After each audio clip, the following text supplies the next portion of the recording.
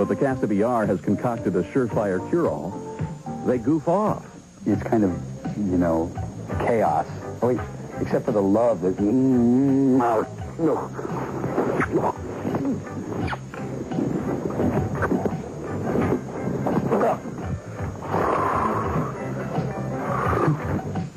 now George is going to do a little urine joke. Thank you, George. Thanks. You got to be able to just, you know, deal with this stuff. And I can't. I'm doing this as a man. I'm doing this in a manly way. We're going to do a little something. We're going to make it curlier. Oh, I thought we were doing dentist. And 5, 6, 7, 8. When they're not destroying interviews, the cast, led by resident cut-up George Clooney, indulges in some wacky sports. 1, 2, 3, draw! You might have had me on that. Here comes the heater right over the middle.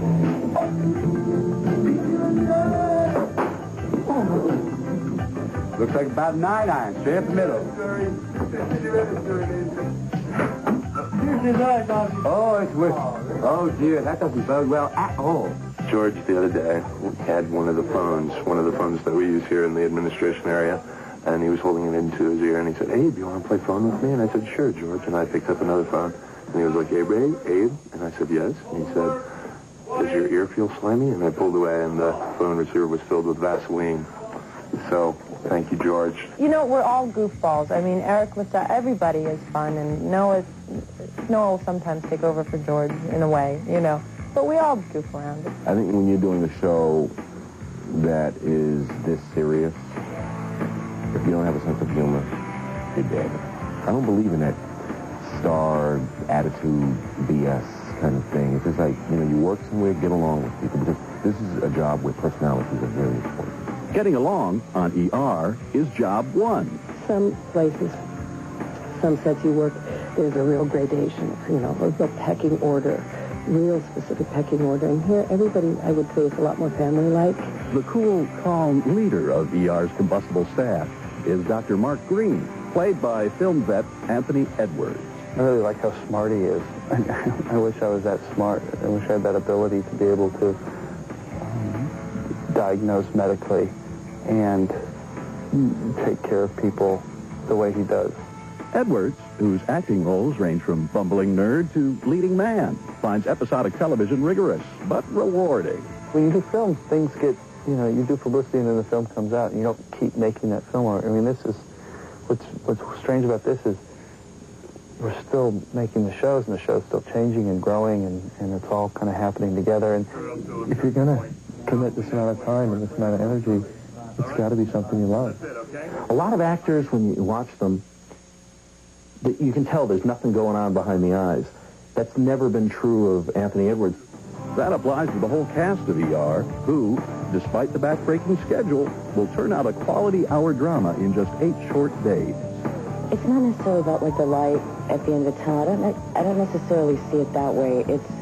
I think for me personally, and I'm pretty sure for most everyone on the show, it really is about, like, the quality of it. Our responsibility is not just from the time we start acting in a scene. Our responsibility is from the time we come on the set. All we can really do is worry about today and try and keep it going.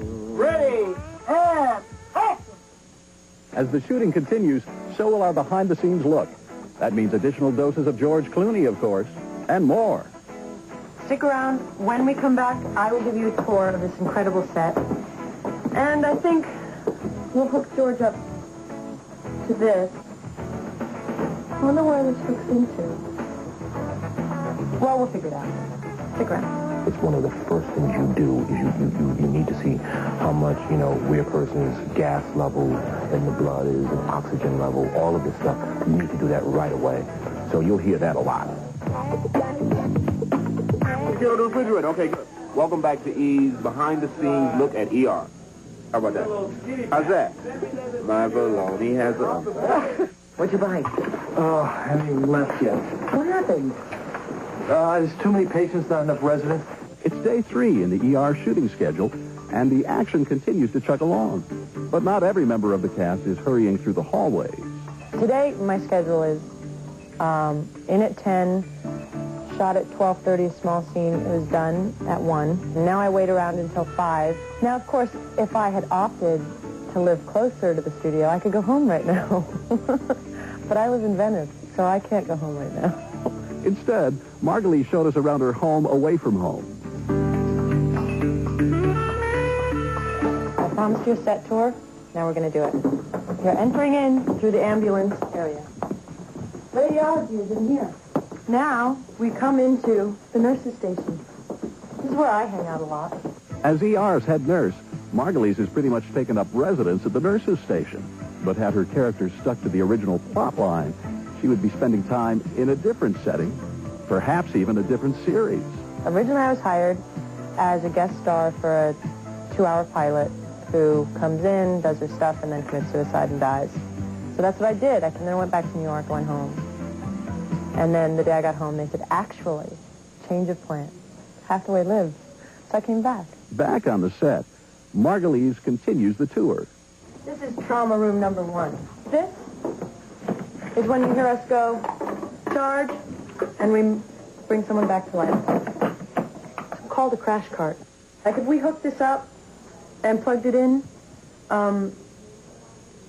we could save your life. Well, okay.